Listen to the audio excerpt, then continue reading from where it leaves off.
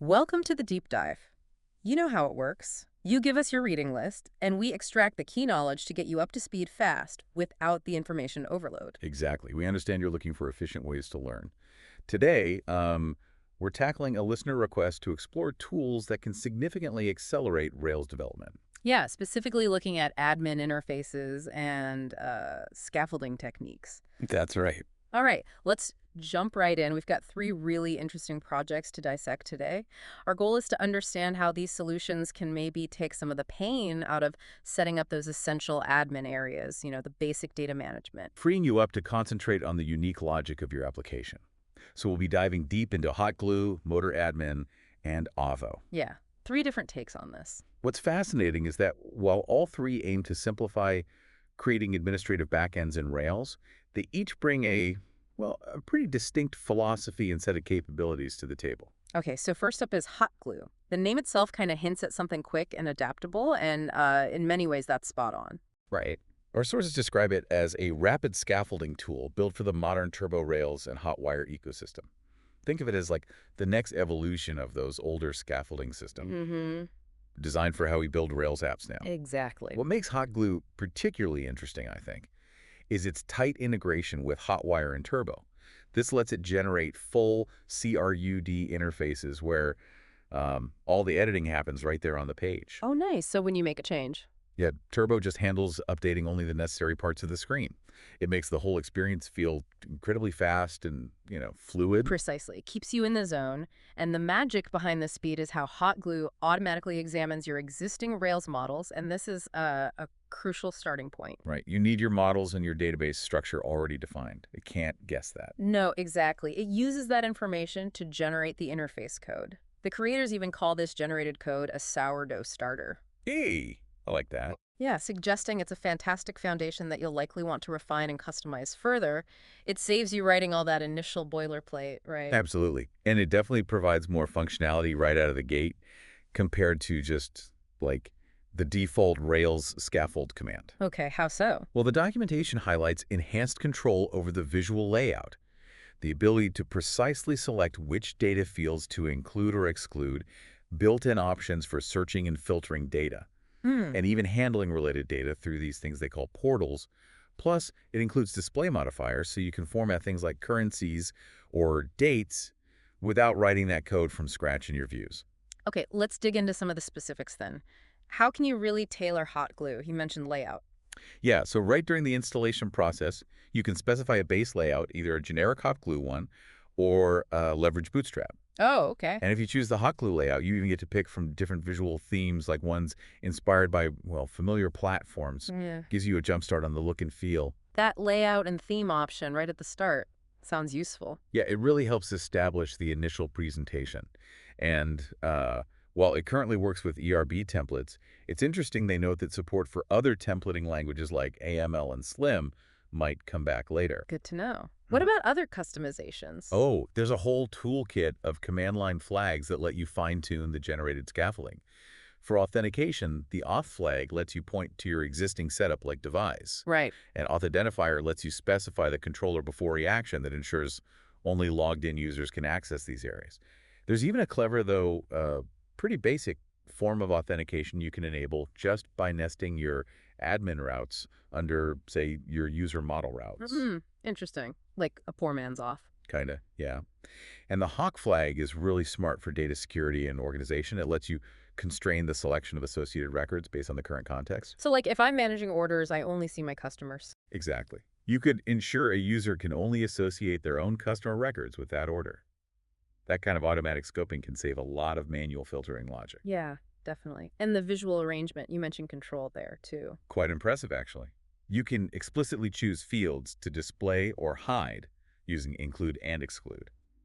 The grouping option with colons is, well, interesting. How does that work? It lets you arrange fields into columns within a Bootstrap 12-column grid. Just, be aware it might present data differently than a simple row-based spreadsheet view. Right. Not always what you want, maybe. Maybe not.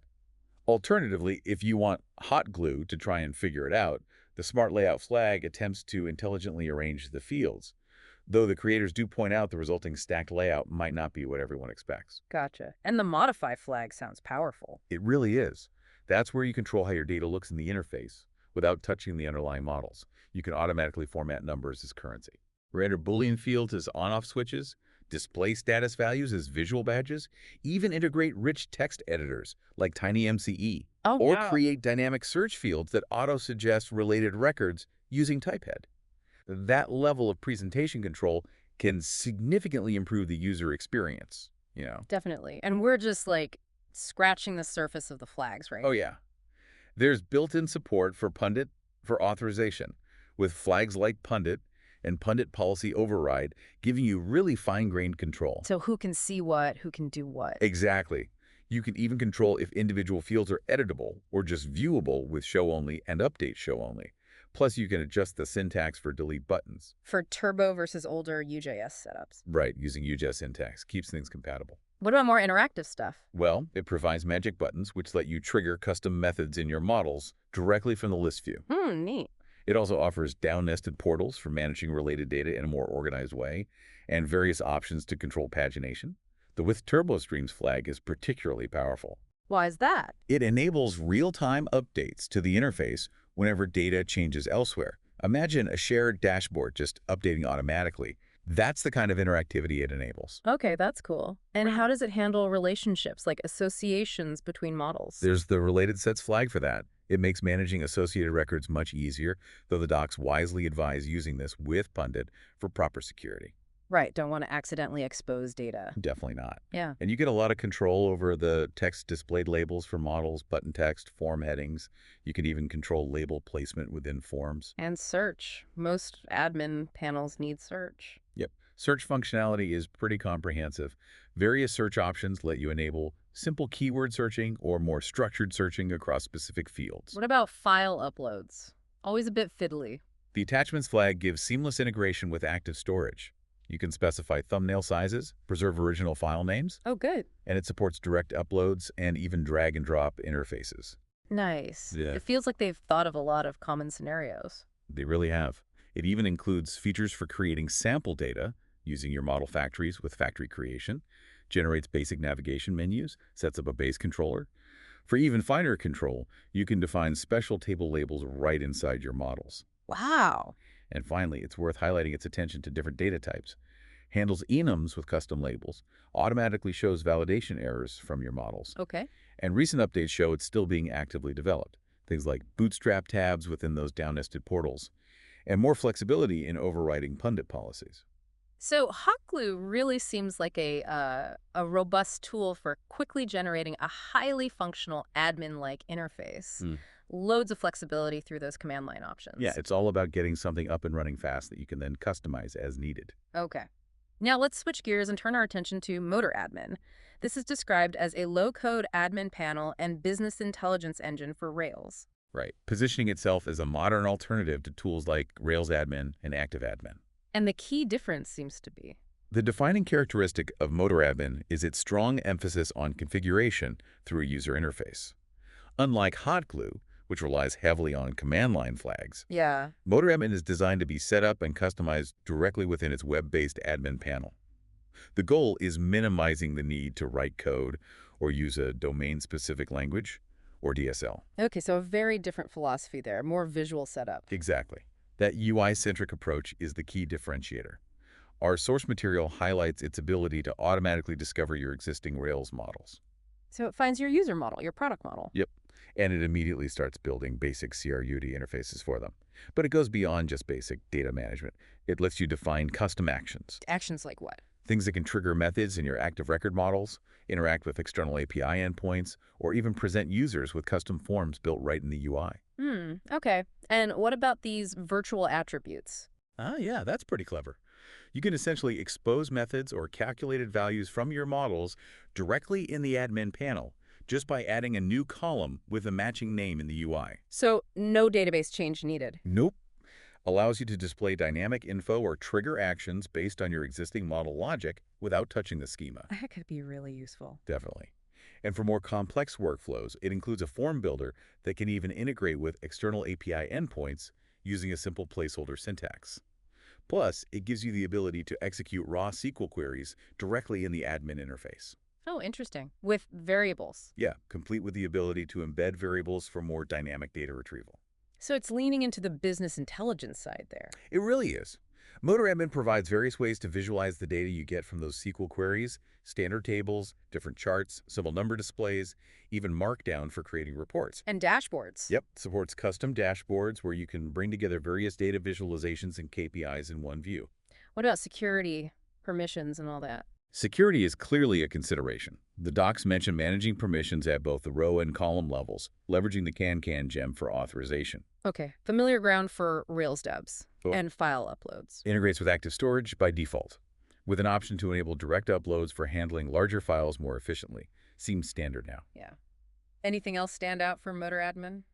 Managing the configuration across different environments seems streamlined with a rakemotor.sync task.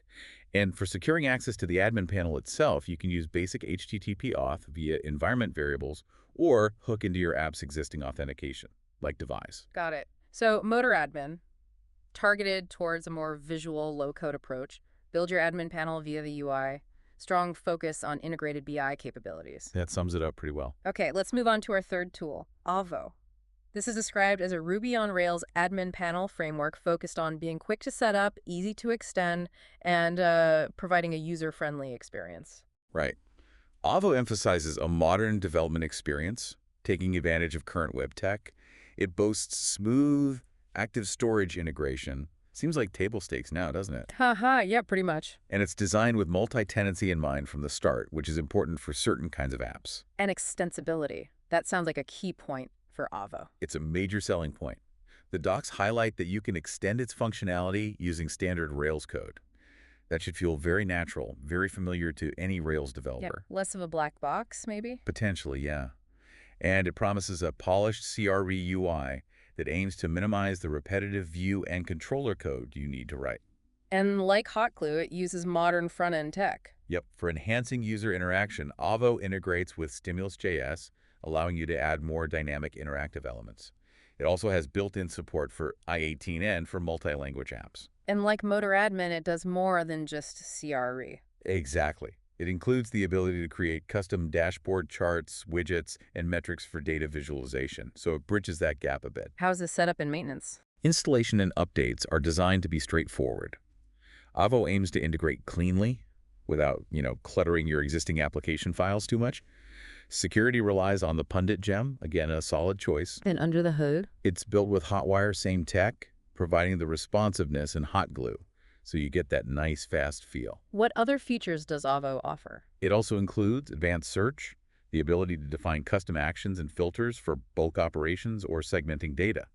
It's designed to be installed on your own servers, so on-premise. Okay. Provides a menu editor for organizing navigation, a grid view for displaying content in a more visual card-like layout, and flexibility to define custom fields and tools for specific application needs. And it should play nice with your existing asset pipeline setup. So how does Avo distinguish itself, really? A key distinction highlighted in our sources is that Avo aims to be more than just a basic CRUD interface. Strong support for building custom dashboards, displaying unique content. It's designed to be easily extended using standard Rails conventions. Provides a light, intuitive DSL for configuring the CRUD part. And crucially, It's positioned as potentially viable even for applications that are directly customer-facing, not just purely internal admin tools. That's quite a statement. interesting positioning. Okay, and there was one more name mentioned, BHF. Ah, yes. Finally, our provided material included a brief mention of BF, but unfortunately the excerpt just didn't have enough information for us to really delve into any meaningful details during this deep dive. So just the name for now. Fair enough. Can't analyze what we don't have. All right, so to recap then, we've explored three pretty distinct approaches to streamlining Rails development. Hot Glue seems to excel at rapidly generating scaffolding. Yeah, with that huge array of command line options for customization. Ideal for quick prototyping, building interfaces quickly, even if they're maybe intended as temporary solutions initially. Right. Then MotorAdmin provides that low-code, visually driven environment. You build the admin panel and BI stuff through the UI. Makes it a strong contender when ease of visual configuration and data analysis are key priorities for you. And finally, Avo offers a modern and extensible admin panel framework. leverages current Rails tech and conventions. Positioning itself as a suitable choice even for customer-facing applications, with its focus on dashboards and customizability using familiar Rails patterns. So 3 tools, 3 different philosophies. Ultimately, the best tool for you will really depend on the specific needs, the complexity, and the long-term goals of your Rails project. We definitely recommend exploring the official docs and tutorials for each of these to see which one best aligns with what you're trying to build. Absolutely. Yeah. So here's a final thought to maybe chew on. With web applications getting more and more complex, how will these low-code and rapid development tools continue to evolve? How will they keep impacting the way we build Rails apps, allowing developers, hopefully, to dedicate more time to the unique business logic that actually differentiates their projects? That's a big question, isn't it? Right. Where does this trend take us? Yeah. We'd be really interested to hear about your experiences with these tools, or maybe others like them. And as always, please send us any follow-up questions you might have. We'd love to hear from you. Thanks for diving deep with us today.